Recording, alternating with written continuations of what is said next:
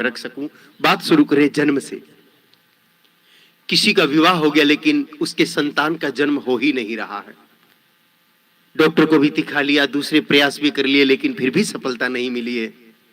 तो आप जिस विधि से राजा दिलीप और रानी सुदक्षिणा को रघुनाम के पुत्र की प्राप्ति हुई, उसी विधि को परिष्कृत करके हमारे गुरुदेव ने आधुनिक विज्ञान के साथ जोड़ करके बताया है। एक ऐसी विधि जो निसंतान दंपति के रोग को दूर करके उसकी समस्या का समाधान कर सकती है। संतान नहीं होने के 3 प्रधान कारण होते हैं: स्त्री शरीर दोष, पुरुष शरीर दोष अथवा देव दोष। तीनों में से कोई भी कारण है गाय माता मिटा सकती है। अगर पुरुष के शरीर में कोई कमी है, डॉक्टर सीमन एनालिसिस करके बोल रहे हैं कि भाई इसके शरीर में समस्या है, शुक्राणु में समस्या, इसलिए पिता नहीं बन रहा है, आप बिल्कुल चिंता मत करिए। देनु कृपा से, गौ कृपा से सिर्फ 2 महीने में उस पुरुष की शारीरिक समस्या का समाधान हो जाएगा। सुबह उठ करके 7 महीने की गर्भवती गाय माता हो, ऐसी गाय माता का 1 कप गोमूत्र सुबह सुबह खाली पेट पिए। दिन में दोपहर को 1 कटोरी देसी गाय माता के दही में मूंग के दाने जितना खाने का चूना, फिल्टर लाइम जो पान के पत्ते पर लगा करके लोग खाते हैं, वही चूना देसी वेद रक्षणा गाय माता के दही में मिला के खाएं।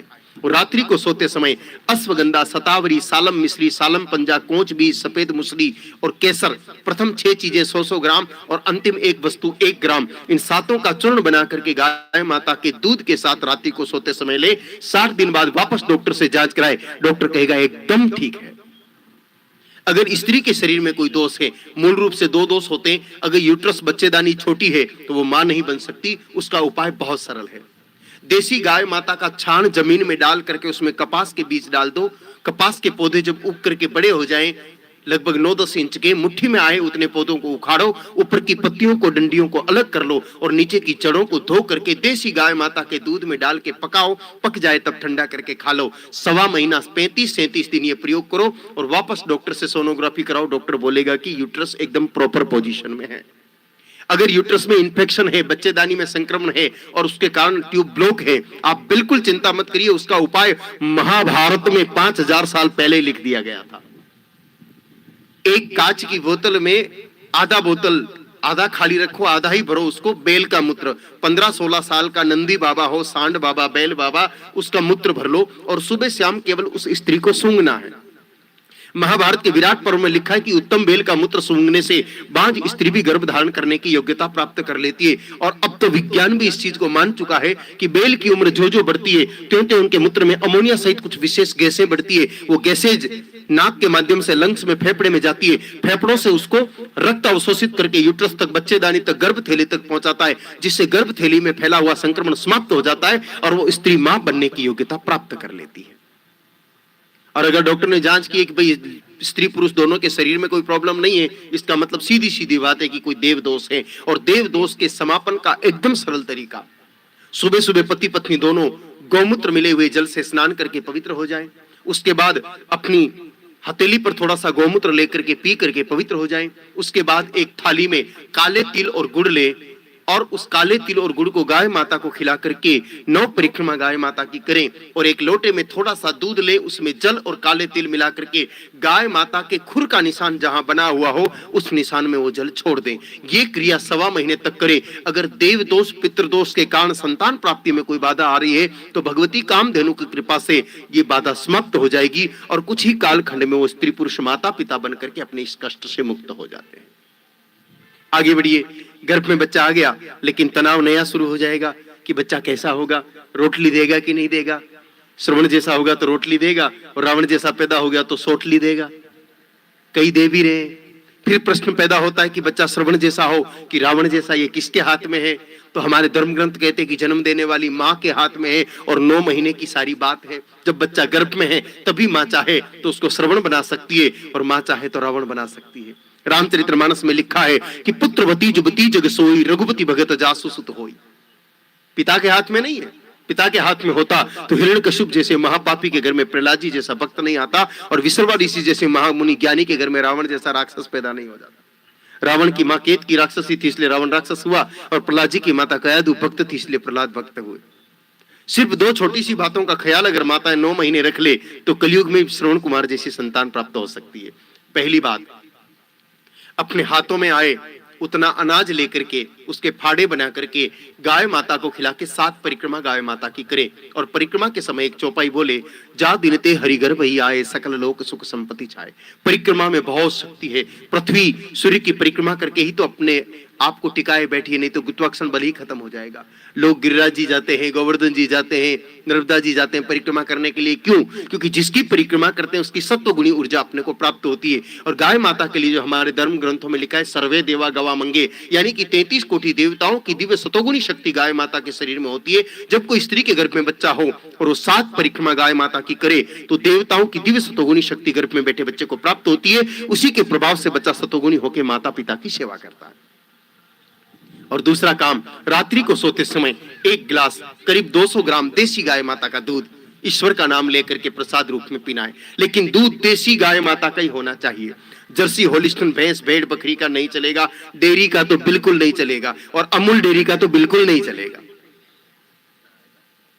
आप सोच रहे होंगे दूध तो दूध होता है, उसमें क्या है? कोई अंतर है? बहुत अंतर है मेरी माताओं, अंतर है। इसीलिए तो महापुरुष कहा करते थे कि 9 महीना नारी जैसा पिएगी दूध, 9 महीने के बाद उसके वैसा ही जन्मेगा पूत। और गुजरात में तो एक गाली भी चलती है, बड़ी सुंदर गाली है। गंदी गाली तो संतों के सामने धर्म सभा में दे भी नहीं सकते, वैसे भी नहीं देनी चाहिए, तो धर्म सभा में तो कैसे दे, लेकिन वो गाली बड़ी सुंदर है। और वो गाली वाली भाषा आप माताओं को जल्दी समझ में भी आ जाएगी। जब कोई बहुत छोटा बच्चा अपनी बुढ़ी दादी को बहुत ज्यादा परेशान करे, दादी की बात सुने नहीं, दादी की बात माने नहीं, तब वो दादी हैरान परेशान होकर के अपने छोटे से पोते को गाली बोलती है कि तुम्हारी माँ एवो सू खाइन जड़ियो छे तमे। बोलती है कि नहीं बोलती है?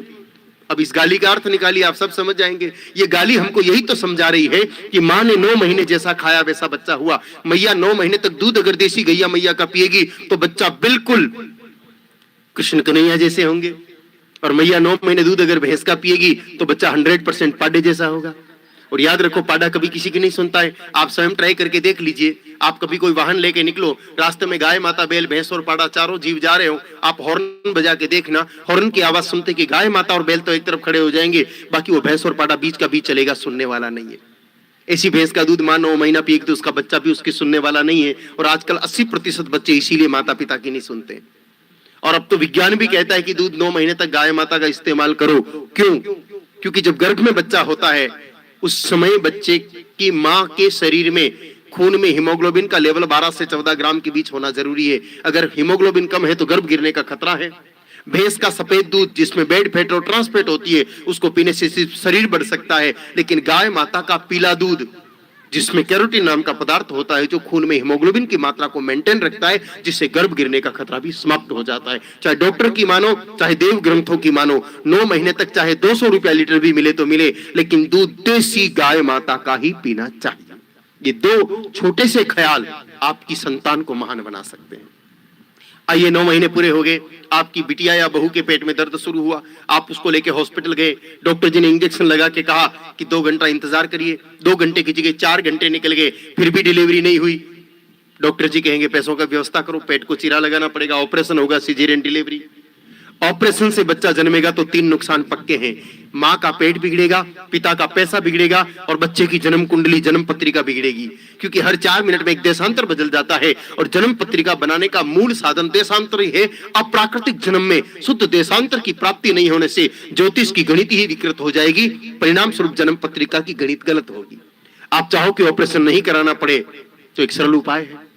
आयुर्वेद में एक श्रेष्ठ पुस्तक है जिसका नाम है कामधेनु चिकित्सा चंद्रोदय। उसके रचयिता राजवेद जी स्पष्ट कहते हैं कि प्रसव वेदना से परेशान स्त्री को गोमय रस का पान करा दो, तत्क्षण प्रसव हो जाएगा। सरल भाषा में समझ लो, जैसी आपकी बहू या बेटी को 9 महीने पूरे हो, उसको लेबर पेन शुरू हो, प्रेग्नेंट वाला दर्द, जैसी दर्द शुरू हो उसी समय देसी गाय माता का 2 किलो ताजा छान लो, एकदम फ्रेश गोबर। उस गोबर को साफ सफेद रंग के धोए हुए सूती कपड़े में बांध के दबा के रस निकालो। 1 कटोरी 100 ग्राम देसी गाय माता के गोबर का ताजा रस निकाल के 2 या 3 टुकड़ों में करके आप उस बिटिया को पिला दो।